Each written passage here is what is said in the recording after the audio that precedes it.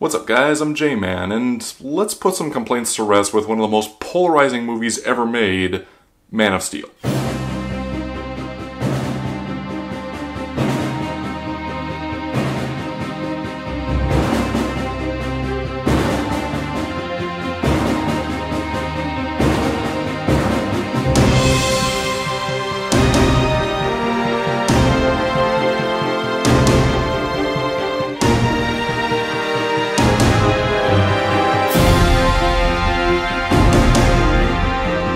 Now first of all, I know that others have tried to debunk a lot with this movie already. However, I still feel like there are certain things that people still complain about, so I'm here to explain them the best I can. Now believe it or not, I'm actually not going to be talking about things like there's too much destruction, the neck break was unnecessary, Pa Kent shouldn't have died, and Lois should have told everyone who Clarke is. See, those I feel are personal nitpicks that have been debunked many times before in other videos, some of which I'll leave the link to in the description below. What I'm going to be talking about is things about the story structure, and the overall character development of Clarke and the man that he becomes. And these are complaints that I've heard from other videos, internet articles, and even video comments elsewhere on YouTube. So without further ado, let the debunking begin. Where to start? It's never established why Clarke chooses to save anyone in the movie. Actually, it is. It's just also as much for himself as well as the people that he saves. Here's what I mean. First, recall the scene when he's a little boy and locked himself in the closet. This is the scene where his powers essentially wake up, as it were, and he has heightened senses of everything. The thing is, he's not scared of his new abilities themselves, he's scared of what they're doing to his mind. He literally sees and hears everything, a lot more than he wants, which is why he says to his mother, the world is too big. The world's too big, Mom. And she tells him to listen to her voice, pretend it's an island in the ocean, swim towards it. This is meant to teach him that whenever he feels lost or lonely in the world, move towards hope, whatever that may be. Focus on his goal, and then swim towards it. Now let's recall what happens each time before he uses his powers. Right before he saves the children on the school bus, he gets picked on by that bully who he eventually saves. Right before he saves the guys on the oil rig, he gets yelled at by his coworker there on the fishing boat. Right before he destroys the guy's truck, he gets into a confrontation with him at the bar. This is all meant to reflect the time that he felt as a little boy in the closet, feeling the world weigh down on him more and more. But by embracing his powers this way, it not only gives hope to the people that he saves, it also gives himself hope. Hope that he's meant for a higher purpose, hope that he's meant for something greater than what he is. And this hope is only rewarded when he meets his real father, who then tells him about his world and this higher purpose that he's always wanted. But then you might think, after that, there's pretty much no reason to save anyone anymore because he's finally got what he's always wanted. Well, that's where the battle in Smallville comes in. Clarke actually goes to church conflicted about if he should come forward with himself and that he doesn't know who to trust. He decides to take a leap of faith and surrender to humanity. He soon learns what Zod's plans are for Earth, and eventually Zod threatens his own mother. The fight soon commences, and he decides to defend the lesser beings from the more powerful ones who essentially want world domination. Afterwards, the humans soon realize that they can trust him, and that's the moment where he decides that all of humanity is worth saving. And plus, there's that whole thing about Superman is just a selfless person in general, and he's just always had a good heart. The flashbacks in the movie are incoherently and awkwardly placed. Believe it or not, each of these flashbacks are intentionally placed for a reason. And it's not just for the sake of being artsy or because Chris Nolan's name is on it, who is like the king of incoherency. It's also because these are not just flashbacks. They're memories. And how do you recall a memory? When something triggers it. When Clarke falls into the water, he has a flashback of his mother telling him to think of her as an island in the ocean and to swim towards it. When he sees the school bus, it triggers the memory of him saving the school bus, which leads to his dad telling him what his goal is. When he hears the voice on the radio asking who Kal-El is, he has a flashback of when he was bullied and his dad telling him that he must decide who he wants to be. When Clarke is trying to convince Lois not to tell the world about him, he tells her the story of his dad giving his life because he didn't trust the world enough with Clarke's secret just yet.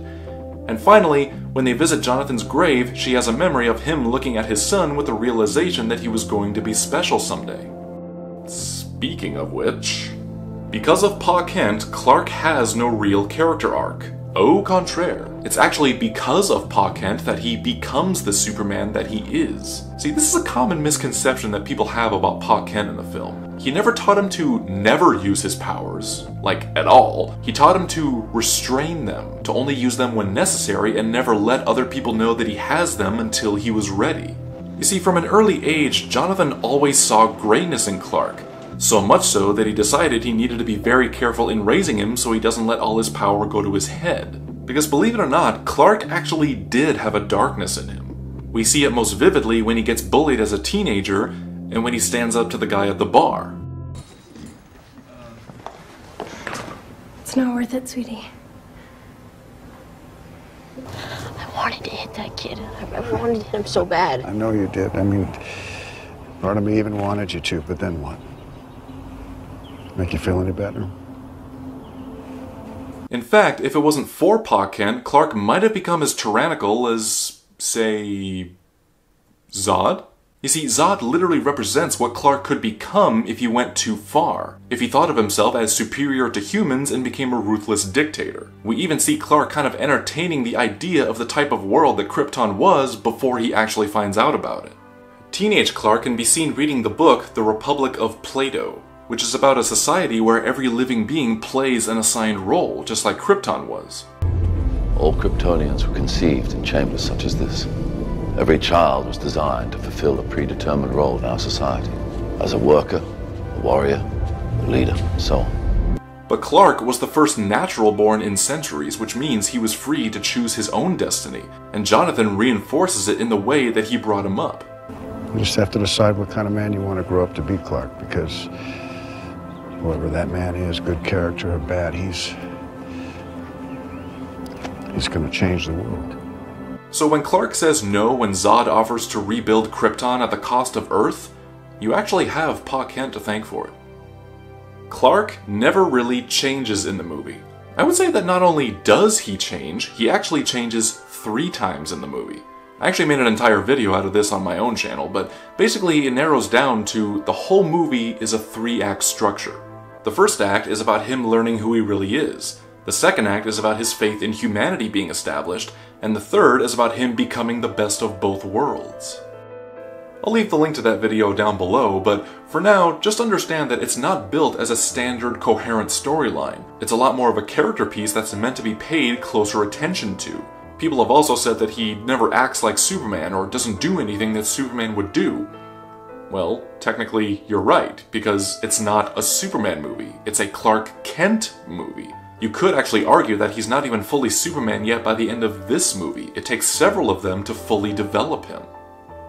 Superman is all about light and hope. This movie is way too dark and grim and violent. Well, you could argue that they already tried that before with Superman Returns back in 2006, which only got a so-so reaction from everybody that actually saw it.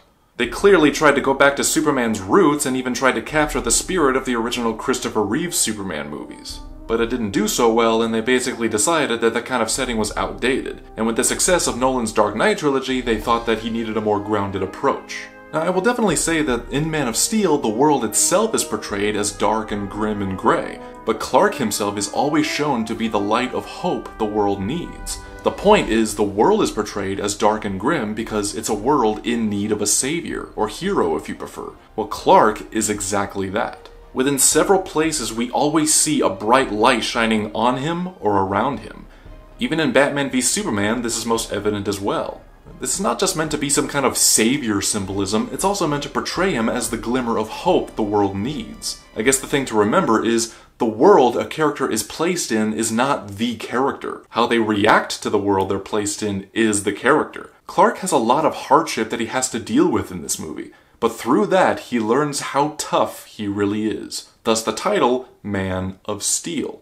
So what do you think? Is there anything that I missed? And also, is there something about a particular movie that you'd like to discuss? Whatever it is, don't be shy, leave a reply. Also, be sure to follow me on Facebook and Twitter and support me on Patreon.